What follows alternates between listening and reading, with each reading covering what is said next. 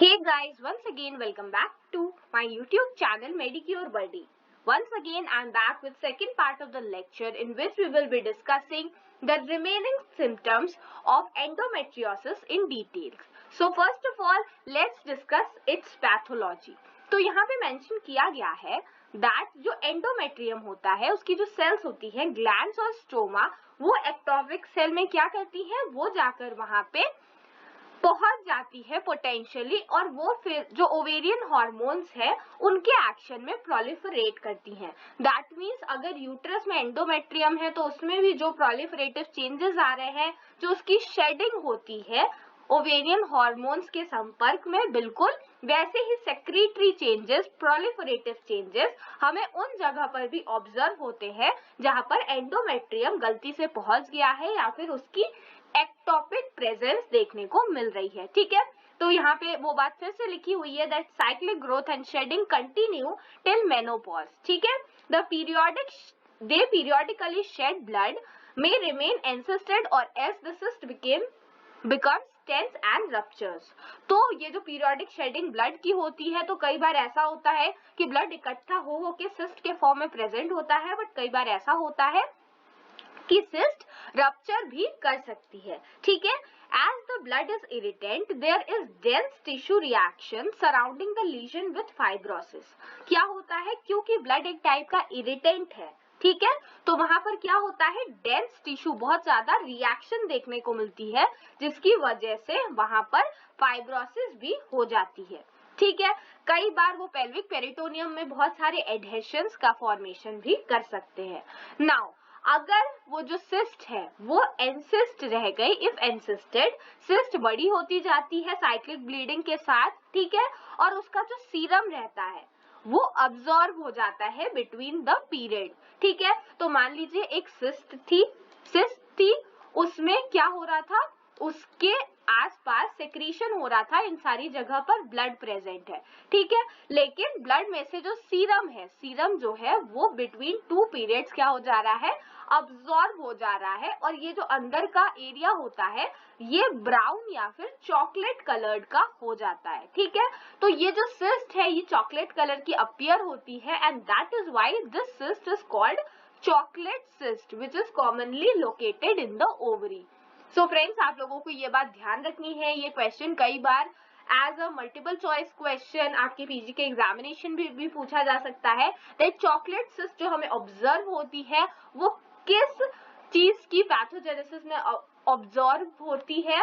So that is basically observed in endometriosis. ठीक है, अब हम लोग देखते हैं कि जो फैलोपियन ट्यूब है उसमें इसका क्या असर पड़ता है. सो कई बार ऐसा होता है कि डेंस एडहेशन फॉर्मेशन होने के बावजूद तो फैलोपियन ट्यूब है इट रिमेन्स पेटेंट. ठीक है, तो मतलब जो फैलोपियन ट्यूब है वो अपना काम करती रहती है, ऐसा नहीं है कि उसमें जो उसकी पेटेंसी है वो लॉस्ट हो जाती है. ठीक है, यहाँ पर एक और पॉइंट लिखा है पेल्विक एंडोमेट्रियोसिस के under that there are small black dots so called powder burns seen on the uterosacral ligaments and pouch of Douglas. तो अगर pelvic endometriosis से कोई पर्सन सफर कर रहा है, ठीक है, अगर कोई पर्सन pelvic endometriosis से सफर कर रहा है तो हमें उसकी जो pelvic पेरिटोनियम है उसमें ब्लैक डॉट्स ऑब्जर्व होते हैं. कहाँ पर, यूट्रोसैक्युलर लिगामेंट में और पाउच ऑफ डगलस में. तो आपको ये दो चीजें जो मैंने बताई, one is chocolate cyst and the second is powder burns, ये दोनों चीजें आपको याद रखनी है बिकॉज अगर आप इसको एग्जाम में आंसर में इनकॉर्पोरेट करोगे तो वो आपके आंसर को और एफिशिएंट बनाएगा, और अगर आपको ये एज अ पॉइंट्स याद रहेगा तो वो आपके मल्टीपल चॉइस क्वेश्चन में भी आपकी हेल्प करेगा. Now let's discuss the clinical features of endometriosis. तो यहाँ पर जैसा कि मेंशन किया गया है दैट ऐसी फीमेल्स जो 30 to 45 इयर्स की होती है और ज्यादातर जो नलीपेरस वुमेन होती है, मतलब someone who has never undergone any delivery, तो हम उन्हें क्या कहते हैं, we are considering them as mostly affected by endometriosis. ठीक है, इसके कई सिम्टम्स भी अपीयर होते हैं. ठीक है, और अगर इनफर्टिलिटी का केस है या फिर वॉलेंट्री पोस्टपोनमेंट है फर्स्ट कंसेप्शन का अंटिल लेट एज, तो भी ये चीज ज्यादा देखने को मिलती है। बेसिकली एंडोमेट्रियोसिस जो है वो हाई सोशल स्टेटस के पर्सन में ज्यादा देखने को मिलता है, और अगर किसी में फैमिली हिस्ट्री है एंडोमेट्रियोसिस की तो ये कारण और ज्यादा देखने को मिल सकता है। Now one more point has been mentioned here, जो मैं आपको पिछली वीडियो में ऑलरेडी एक्सप्लेन कर चुकी हूँ, दैट आउटफ्लो ट्रैक्ट में अगर ऑब्स्ट्रक्शन है तो क्या होता है, रेट्रोग्रेड मेंस्ट्रुएशन हो जाता है। जो एंडोमेट्रियम है वो कहीं और जाके फैलोपियन ट्यूब में, ओवरी में इम्प्लांट हो जाता है, and that is also very important feature या फिर इंपॉर्टेंट कारण जिसकी वजह से एंडोमेट्रियोसिस देखने को मिल रही है। ठीक है, so outflow obstruction is also very important cause. अब हम देखते हैं सिम्टम्स। सिम्टम्स हमें क्या क्या मिलेंगे। सो यहाँ पर लिखा हुआ है दैट सिम्टम्स में हमें 70% जो चीज ऑब्जर्व होती है दैट इज डिस्मेनोरिया। ठीक है, डिस्मेनोरिया लाइक सिम्टम्स 70% केसेस में ऑब्जर्व होते हैं, और क्या होता है, ये ज्यादातर हमें सेकेंडरी डिस्मेनोरिया देखने को मिलती है। ठीक है friends, I have already made video on dysmenorrhoea. मैंने प्राइमरी डिस्मेनोरिया, सेकेंडरी डिस्मेनोरिया दोनों एक्सप्लेन किया हुआ है, तो अगर आपने वो वीडियो अभी तक नहीं देखा है तो आप आई लिंक पे क्लिक करके प्लेलिस्ट मैंने गायनेकोलॉजी की पूरी बनाई हुई है जिसमें एग्जाम बेस्ड सारे क्वेश्चंस इंक्लूड किए हुए हैं। तो आप अगर एग्जाम बेस्ड प्रिपरेशन करना चाहते हो तो प्लीज इस प्लेलिस्ट को जरूर विजिट कीजिएगा। Now let's move on and discuss the other symptoms, जैसे कि अब नॉर्मल मेंस्ट्रुएशन। कई बार ऐसा होता है कि मीनोरेजिया की दिक्कत भी इस पेशेंट में देखने को मिल सकती है, जो कि एंडोमेट्रियोसिस के साथ सफर करता है, और प्री मेंस्ट्रुअल स्पॉटिंग या फिर पॉलीमेनोरिया का केस है, एपिमेनोरेजिया का केस है, ये सारी चीजें किसी भी टाइप की मेंस्ट्रुअल अबनॉर्मेलिटी क्या होती है, ये चीज ऑब्जर्व हो जाती है। ठीक है, नाउ यहाँ पर एक और पॉइंट मेंशन किया गया है दैट इनफर्टिलिटी। ठीक है, जो एंडोमेट्रियोसिस है दिस कैन समटाइम्स और not sometimes, even in 40 to 60% of cases it can lead to endometriosis, sorry infertility.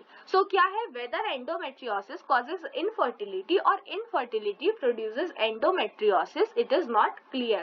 तो इनफर्टिलिटी जो है वो एंडोमेट्रियोसिस की वजह से हो रही है या फिर एंडोमेट्रियोसिस जो है वो इनफर्टिलिटी की वजह से हो रहा है, that is not clear, but they are interrelated to each other. ठीक है, now dyspareunia is also observed in 20 to 40% of cases, that means painful sexual intercourse observe होता है। ठीक है, the dyspareunia is usually deep, और ये क्यों होता है, क्योंकि जो स्ट्रक्चर्स हैं जैसे पाउच ऑफ डगलस हो गया या फिर कोई भी ऐसे ऑर्गन्स हो गए जिनकी स्ट्रेचिंग हो रही है ड्यूरिंग सेक्सुअल इंटरकोर्स, तो उसकी वजह से क्या होता है, उसकी वजह से पेन होता है। So here dyspareunia is observed. Sometimes chronic pelvic pain, किस वजह से, पेल्विक डिस्कम्फर्ट से लेकर बैक एक तक ये चीज हमें देखने को मिल सकती है। होगा क्यों, ये हमने जैसा कि मैंने आपको डिस्मेनोरिया में पढ़ाया था, अगर आपने वो वीडियो नहीं देखा है तो जरूर देखिएगा। उसमें मैंने बताया था कि जो प्रोस्टाग्लैंडिन होता है it is responsible for the pen.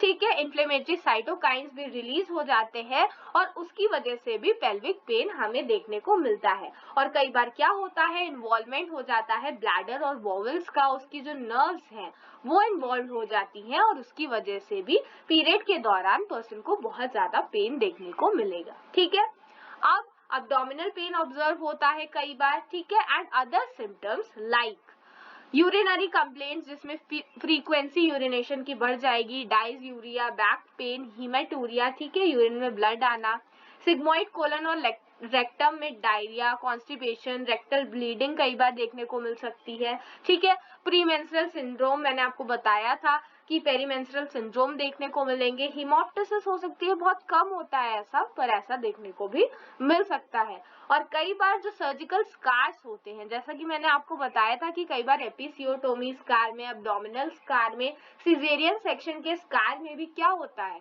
Endometrium जो होता है वो इम्प्लांट हो जाता है, तो वो भी कहीं ना कहीं रिस्पॉन्सिबल होता है किस चीज के लिए, it becomes responsible for cyclical pain, वहां पे भी दर्द होने लगता है। ठीक है, so friends, this is all about today's session. This was the second part of the lecture endometriosis, in which we have discussed the pathology and clinical features that are most frequently observed. I hope you like this video. अगर आप चाहते हैं कि endometriosis के upcoming updates miss ना हो तो please मेरे चैनल को सब्सक्राइब कीजिए, बेल आइकन प्रेस करिए ताकि आप मेडिक्योर बॉडी के अपकमिंग अपडेट्स मिस ना करो. Thank you.